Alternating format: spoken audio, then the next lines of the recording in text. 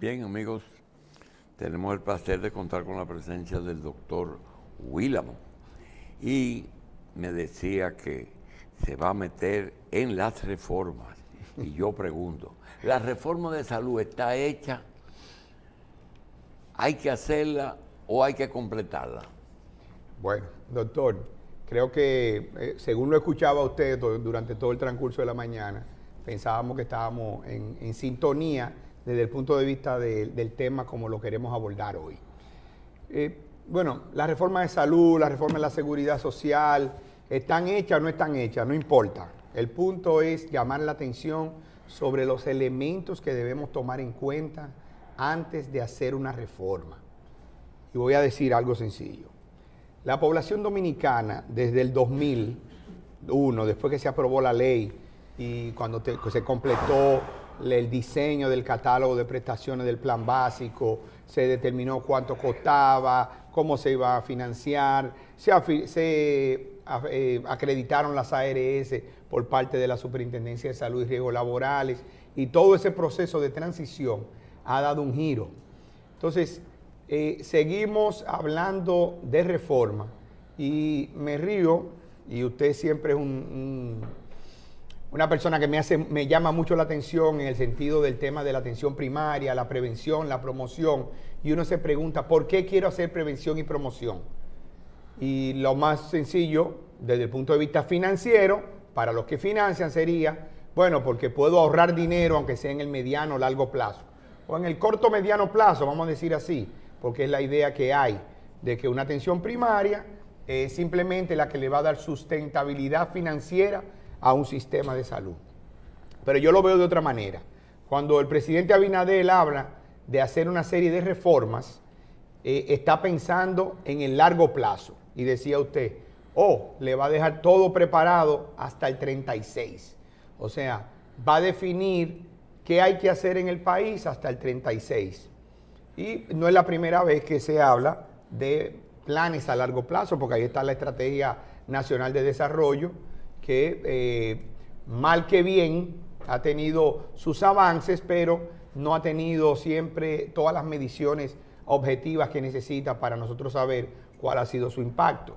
Ahora, ¿por qué llamo la atención en el sentido de la población y el cambio? Es el envejecimiento. Estamos teniendo una población que está viviendo más, que está más conocedora de los servicios, pero que está llegando muy enferma a la adultez, al adulto mayor, está llegando muy enfermo, está viviendo más y está costando mucho más, lo que indica que seguir financiando los servicios dentro del mismo modelo que se diseñó hace 20 años, hace 22 años, hace 23 años, esto un completo error desde el punto de vista sistémico.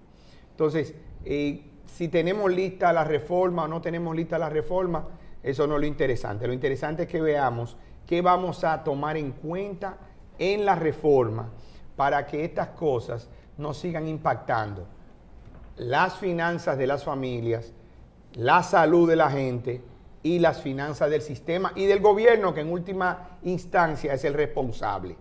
Y de hecho, lo que han hecho los gobiernos, y este gobierno mucho más, es entonces querer llenar un vacío de financiamiento en servicios que no se han acomodado dentro del sistema dominicano de seguridad social, del seguro familiar de salud. Bueno, con un programa de medicamentos de alto costo, que no hemos podido redefinir cómo financiamos los accidentes de tránsito, que le sigue lesionando las finanzas del propio sistema, o sea, con dinero que debe provenir de otras fuentes, está siendo tomado de la misma cotización del Seguro Familiar de Salud. Y con eso se pagan a las ARS para financiar los accidentes de tránsito. Entonces, si no miramos estas reformas en el mediano y largo plazo, si no nos vemos como país a un mayor plazo de tiempo, vamos a tener muchas dificultades en poder nosotros sostener este sistema, porque estaríamos poniendo parche cada año para poder tapar un hoyo que se está creando por no tomar las medidas que tenemos que tomar. Entonces, ¿Cuál es el financiamiento? ¿Cuánto será el financiamiento de aquí a 5 años, a 10 años? Será totalmente diferente, porque nosotros iniciamos la seguridad social con entre un 5.5, 6% de población mayor de 65 años y hoy rondamos un 8%. O sea, que vamos camino, aunque todavía tenemos una pirámide poblacional que tiene un buen sustento de población joven, estamos teniendo un aumento en esa última pico de la pirámide que va a hacer que los costos de los servicios en general sean mucho mayor y que van a provocar que la clase médica tenga también que invertir, o sea, o gastar mucho en atender a la gente, porque le va a estar atendiendo sus dolencias de manera aguda, o sea, cada problema que se presenta y tratándolo como nuevo. Entonces, sin tampoco ninguna estrategia de atención a la población adulto mayor. Seguimos redefiniendo un plan básico de salud idéntico para la población completa, sin tomar en cuenta los niveles poblacionales, las edades de las poblaciones. Entonces, al estar haciéndolo así, vamos a tener siempre un déficit desde el punto de vista del financiamiento, desde el punto de vista de la atención, desde el punto de vista del gasto de bolsillo de las familias, porque las familias van a tener más personas viejas, van a vivir más, van a invertir más también, porque nadie va a decir, bueno, mi papá llegó a 70 o llegó a 75 y que el Señor haga su obra. No, o sea, vamos a tener que seguirlo atendiendo, vamos a gastar en ellos y en un sistema que desde el punto de vista de seguridad social o de protección social no está tomando en cuenta otras necesidades que tiene que llenar para esa población, como son las adecuaciones que pueda estar necesitando el hogar, los cuidados que puedan estar necesitando sociosanitarios que no tienen que ver necesariamente con atención directamente de servicios de salud, no tiene que ver con una consulta de un médico, no tiene que ver con unos laboratorios, con un estudio o con un internamiento, sino la familia, el entorno, quién cuida, quién ayuda a atender a esos adultos mayores, de forma que los más jóvenes puedan continuar su trabajo sin tener que abandonar el trabajo.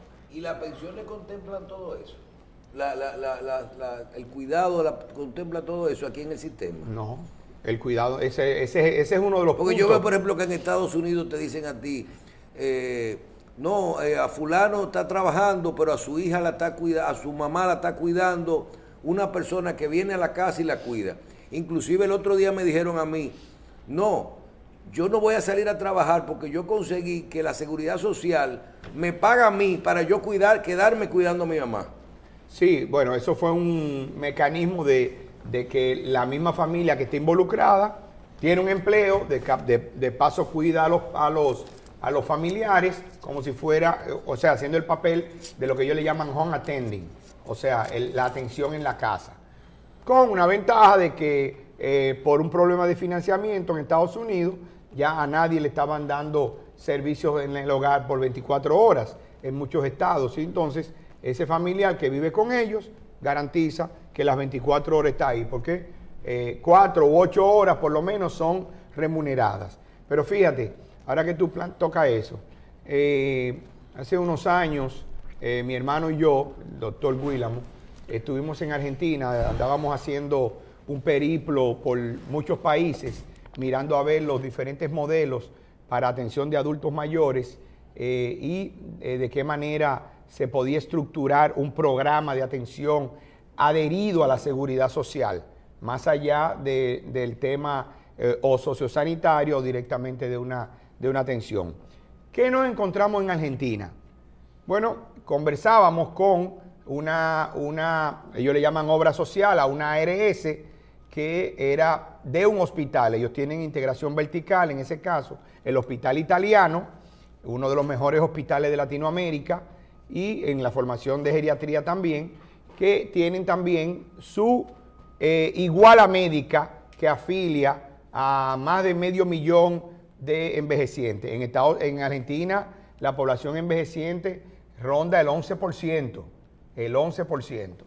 Y ellos, en una de nuestras conversaciones, yo le preguntaba precisamente, decían ellos, por primera vez el año pasado y este año vamos a cerrar con números en azul. O sea, hemos cerrado en rojo durante toda la existencia de esta iguala médica. Y yo le decía, ¿qué han hecho? Y dice, comenzamos a hacer las cosas bien. ¿En qué sentido? Bueno, cuando empezamos a hacer análisis de la utilización de los servicios, descubrimos algo sencillo. Nuestros mismos afiliados entraban a nuestro hospital admitidos y los médicos le hacían todo una batería de estudios, análisis, los estabilizaban y cuando los mandaban a la casa no había nadie quien pudiera atender a esa persona. ¿Qué pasaba? Que volvía todo el descuido y 15, 20, 21 días, 28 días, no más de ahí, más tarde, había que volver a admitir a ese paciente porque se había deteriorado nuevamente. ¿Porque el tratamiento estaba erróneo? No, porque no había quien lo supervisara, quien lo administrara, ni nada. ¿Qué hicieron? Comenzaron a pagar precisamente los cuidadores en la casa. Y empezaron a ver que esos pacientes a los que ellos pagaban el cuidado en la casa, entonces no tenían los reingresos. Y de ahí en adelante, también cuando no podían hacerlo a través de un cuidador en casa, porque había que montar una estructura, lo hacían pagándole una residencia geriátrica.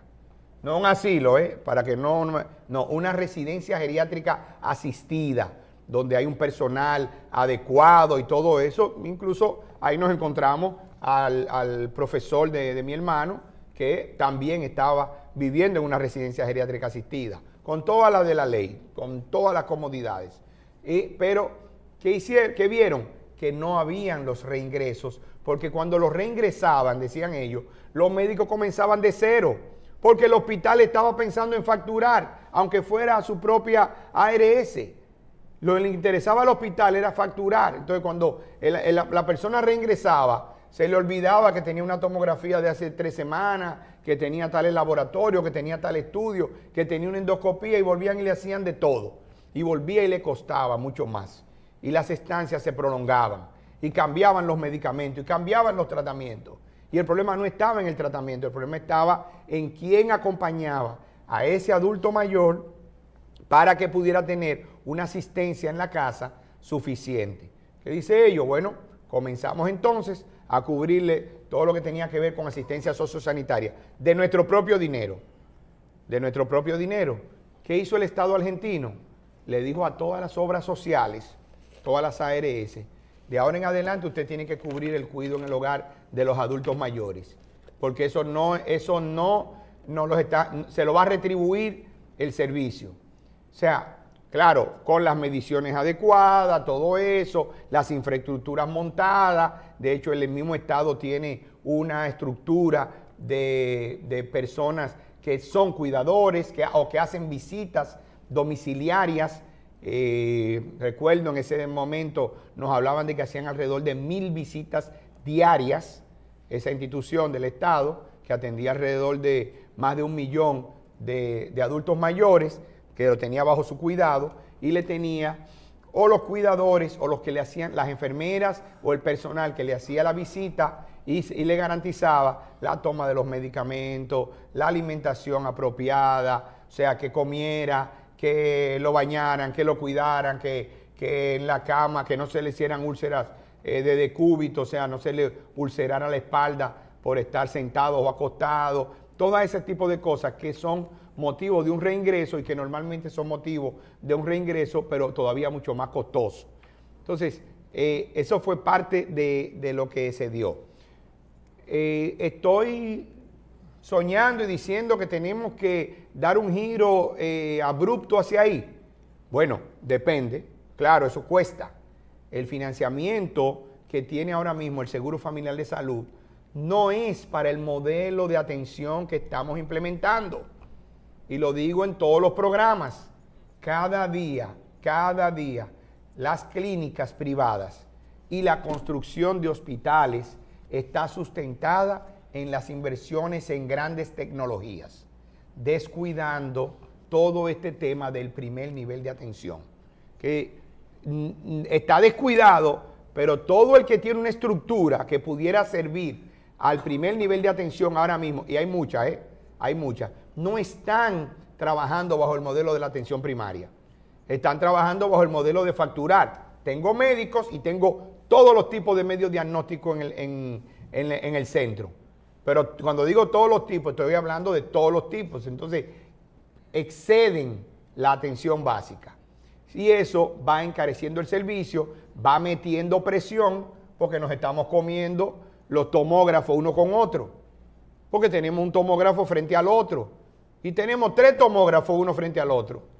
Y hasta tenemos resonadores que nos están sobrando. Entonces, no hay forma de que eso sea financiable con fondos de la Seguridad Social.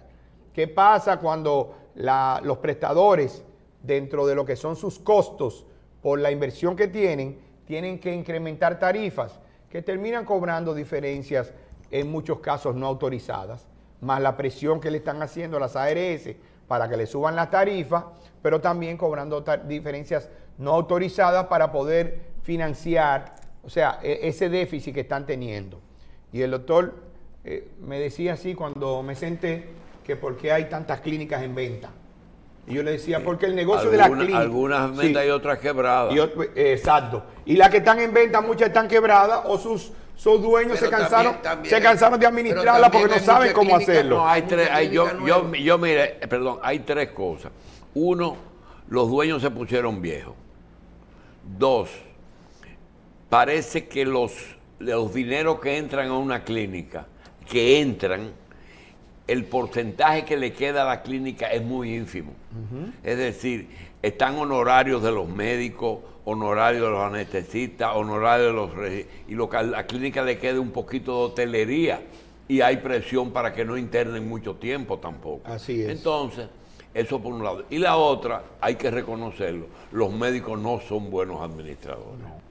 No. Ese es el asunto. Para nada, ¿eh? Porque el médico además... Cuando hace una inversión, un grupo de médicos, porque usted sabe cómo se crearon la mayoría de las clínicas aquí, doctor. Bueno, aquí estamos Michelle, Julio y Carlos y yo. Y un día nos sentamos y somos 4 médicos. Ven acá, pero yo indico como 20 tomografías al mes. Y dice Carlos, pero yo indico 18. Dice el doctor Julio Jacín, yo indico 31. Y Michelle dice, yo indico tantas. Pero vamos a calcular esa vaina. Acá. Pero si nosotros estamos indicando 100 tomografías nosotros al mes, ¿cuánto cuesta un equipo? ¿Cuánto cuesta esto? ¿Cómo la pagan? Toda la vaina que sé yo cuánto. Lo que nosotros podemos hacer es montar un tomógrafo o montar una clínica. Si montan una clínica empiezan a decir que con los pacientes de ellos que lo van a hacer. Ahora, cuando vienen todos los gastos que ellos no tenían identificados, de administración, de personal, de luz, de mantenimiento, de infraestructura,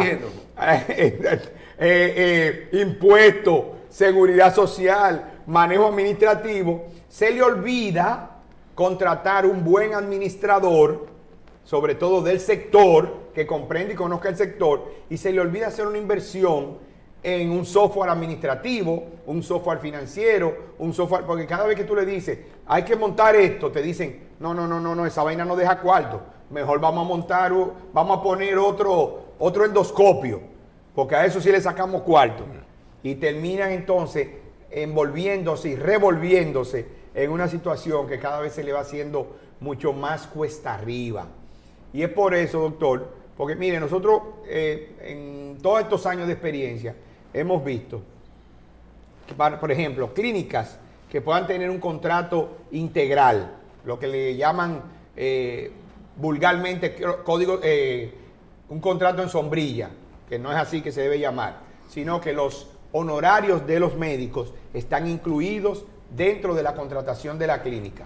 Eso no significa que el honorario del médico es más bajo, sino que se paga todo vía clínica, y donde la clínica tiene entonces que poner los controles para que las glosas famosas que tanto se discuten, que ese monto de dinero que se le objeta a una clínica porque el médico indicó un estudio o puso un medicamento que no era pertinente, o sea, no está relacionado con la dolencia por la cual el afiliado paciente se ingresó. Entonces hacen una glosa.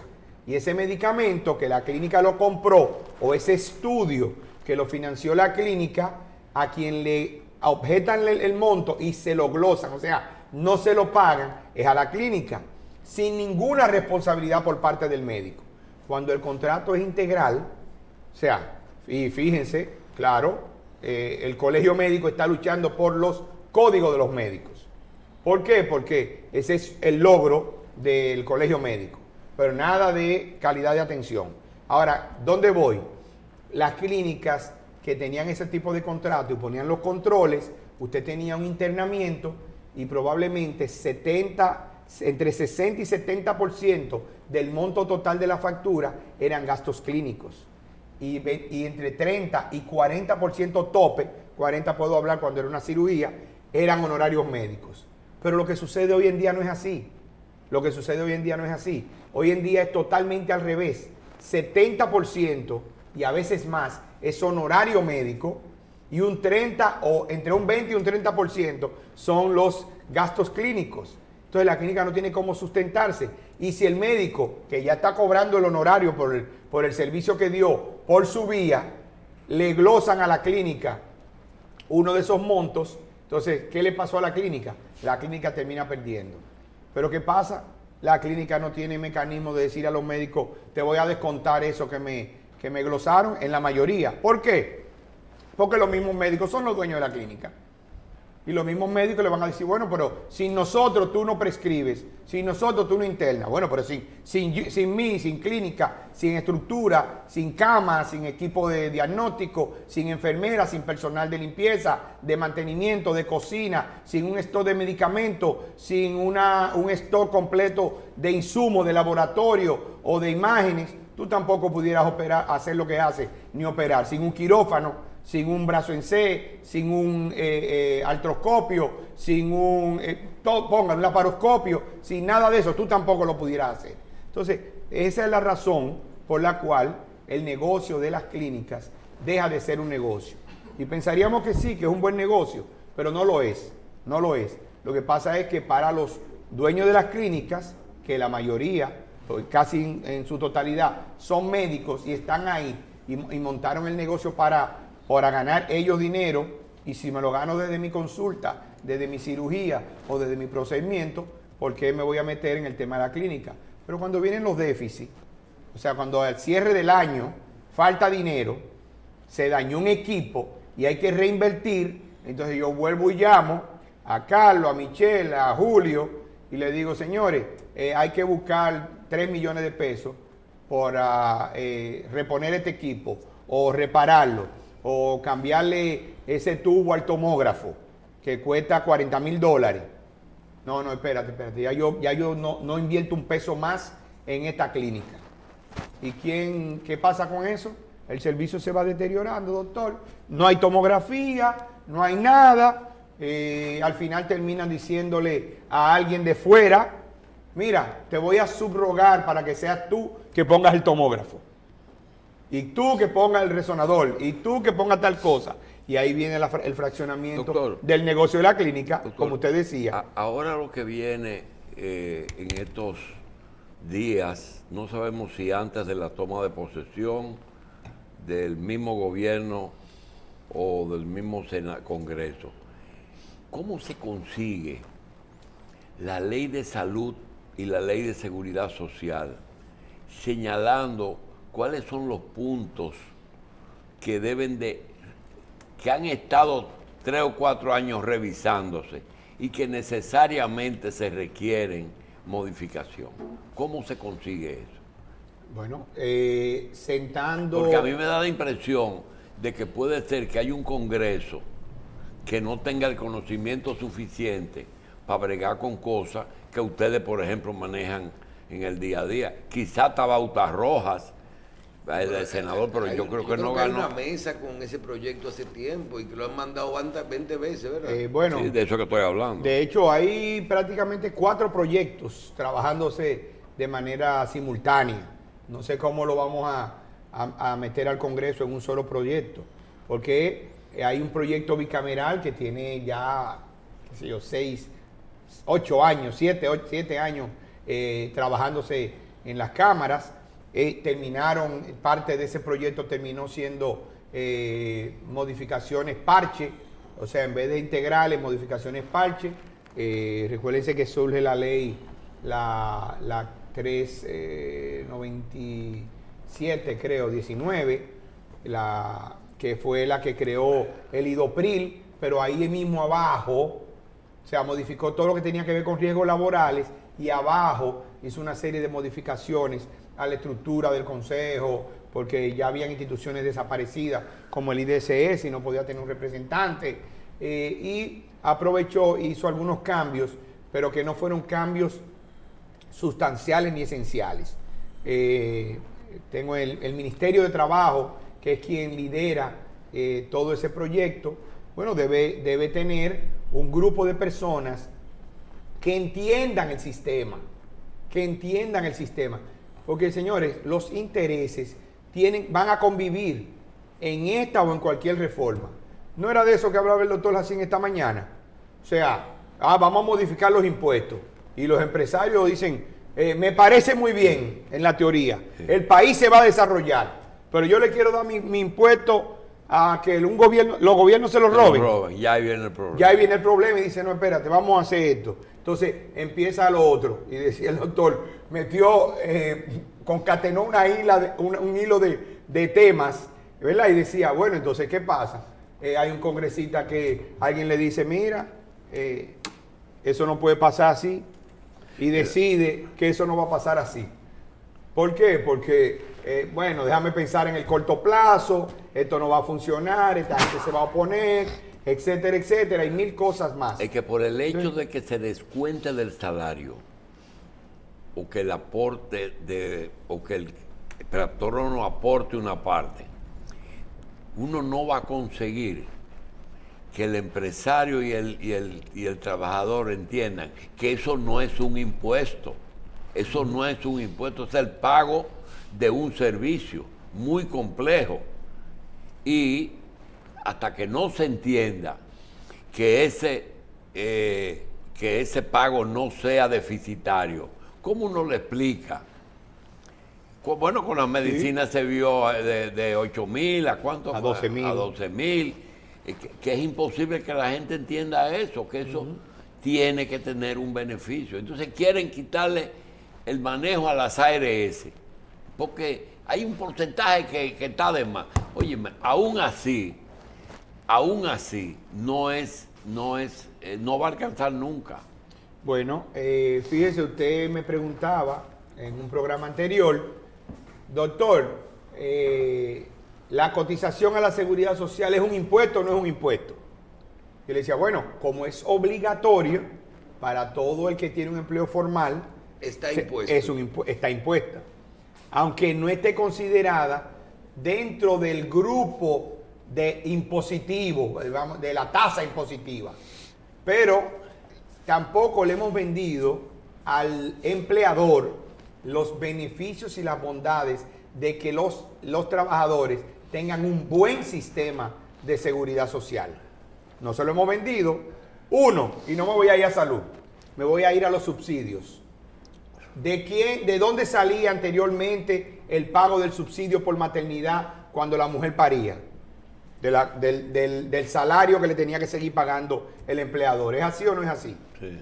Pero si hoy en día tú en tu cotización de la seguridad social estás redistribuyendo ese gasto, ya tú no tienes que pagarle el salario, ese beneficio le retorna al empleador, no es al empleado, porque el empleado como quiera iba a cobrar, esa empleada iba a cobrar ese subsidio por maternidad. Es decir, que ya la seguridad social le está retornando al empleador.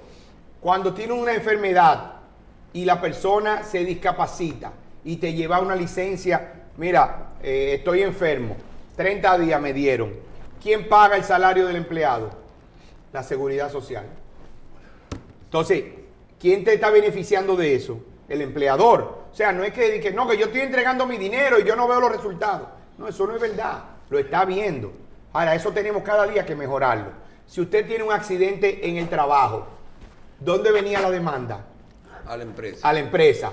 ¿Quién cubría los gastos médicos de ese trabajador? La empresa. ¿Quién cubría el salario de ese empleado mientras estuvo discapacitado? La empresa. ¿Quién tenía que indemnizar a ese afiliado cuando perdía en una corte por el accidente y por no tomar todas las medidas? Pero la empresa. usted dijo, hoy en día tiene todo eso dentro de la seguridad social. ¿Sabe que el Usted tema dijo de la ahorita- Lidopre es la que más ha funcionado dentro de todo esto? Sí, así es. Yo creo que Aun cuando... es donde menos hay cosas que modificar. Así mismo. No, y ya está modificada casi todo. Ahí lo más que se puede mejorar son algunos beneficios. Y no es cierto que el dinero está sobrando ahí, ¿eh? Vamos a estar claros en eso. ¿Cómo que no es Que cierto? viven... No, no es cierto. Viven ¿Y de dónde salieron los 4.000 millones que cogimos el otro día? Michelle, óyeme. Una cosa es que tú le metieras mano. Ahora, si los empleadores... Porque fíjense que es lo que pasa. La ley plantea que mientras más accidentes laborales tú reportas, tu clasificación cambia y vas a subir la cotización. Centavos, cositas. Ahora, ¿qué pasa? Que cuando los empleadores no hacen los reportes de los accidentes, entonces están ellos, ¿qué? Sobrando el dinero dentro del Lidopril. Usted dijo ahorita que ha tenido la oportunidad no solamente de leer, sino de ver en algunos países con su hermano los sistemas de salud. Una pregunta, cuando alguna nación asume la salud de sus ciudadanos, es decir, toda la salud está a cargo del Estado para todo el mundo, ¿cómo maneja el tema más difícil que es los médicos? Ah, eso es muy bien. Le voy a poner el caso de Usted me Israel. está entendiendo. Sí, ¿verdad? claro que sí. Es decir, aquí todo el que está enfermo es salud. Ahora, el tema de los médicos, como sobre todo una profesión que ya no es técnica, sino que el médico quiere ser rico. Así es. Pero se lo voy a plantear de una manera. Por ejemplo, Israel decidió afiliar y cubrir toda la parte básica del 100% de su población. Y permitió también... ¿Y quién dice lo que es básica? No, el mismo Estado, que en este caso es lo que diría la CISALRIL con una aprobación del Consejo Nacional de la Seguridad Social. Un plan básico. Esa es la seguridad social. Todo el que quiere más allá tiene que pagar la complementariedad. Tiene que pagar la complementariedad. Entonces, en Israel... todo el mundo tiene garantía de sus servicios, el 80% más o menos de la gente... La definición es entender lo que es el plan básico. Básico. El 80% decide comprar un plan complementario que le cuesta $20 al mes. No es que es un plan complementario que le cuesta todo el dinero del mundo. Pero eso no lo hace, no lo exonera de cumplir con el canal de atención.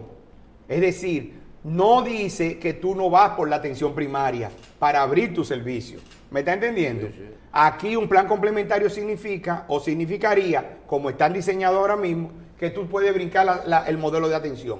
Y si tú brincas el modelo de atención, y poníamos el caso de España en estos días, ustedes pueden comprar un seguro privado y se puede brincar el modelo, pero cuando necesita un servicio que quien lo financia es el modelo, es el sistema, entonces tiene que volver al circuito.